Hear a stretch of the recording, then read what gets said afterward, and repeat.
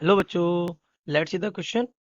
A non-uniform sphere can be kept on a rough inclined plane so that it is in equilibrium. तो ये जो आपको sphere नजर आ रहा है किसमें है? Equilibrium है. सबसे पहली बात तो ये है.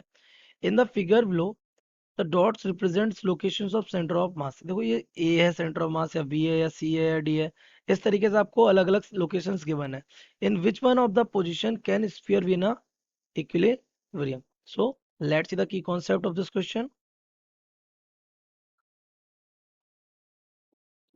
The key concept of this question is कि इक्विलिब्रियम में जब होगा तो जो ये पॉइंट ऑफ कांटेक्ट है ना, तो in equilibrium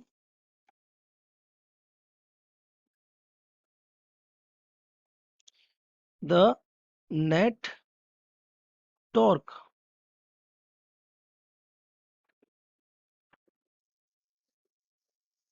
point of contact must be zero.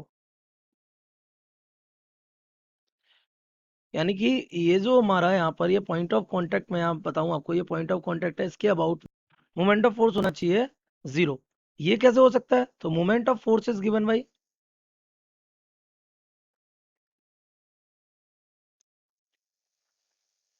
जैसे हम टॉक कहते हैं, it is force in distance from point. So we can say that this torque is given by a force multiplied by r perpendicular. अब that means ये है कि इधर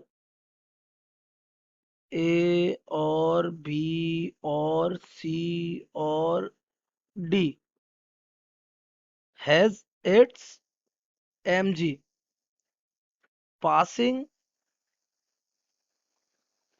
through. इसको अगर हम नाम दे दें, मान लिया इसको m नाम दे दिया, पासिंग थ्रू द m, उसको m से पास होना पड़ेगा. इस वाले केस में क्या हो जाएगा? r परपेंडिकुलर हो जाएगा जीरो, और आपका टॉर्क हो जाएगा उसके अबाउट में जीरो. नेट टॉर्क हो जाएगा आपका कितना?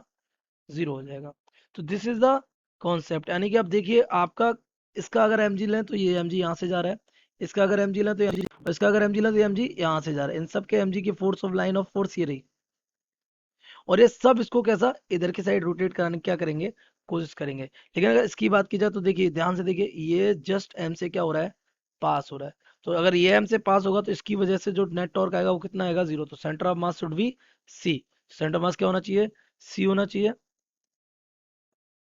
then we can say, since the line of force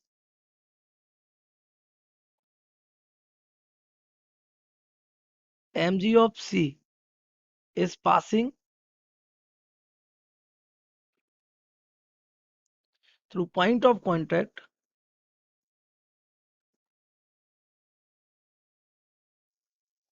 so its movement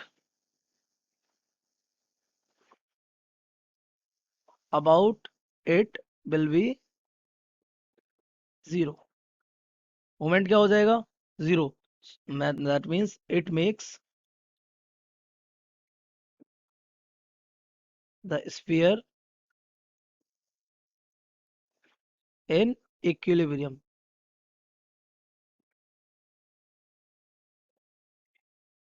इसकी वजह से स्फीयर किस में आ जाएगा? इक्विलिब्रियम में आ जाएगा. तो centre of mass should B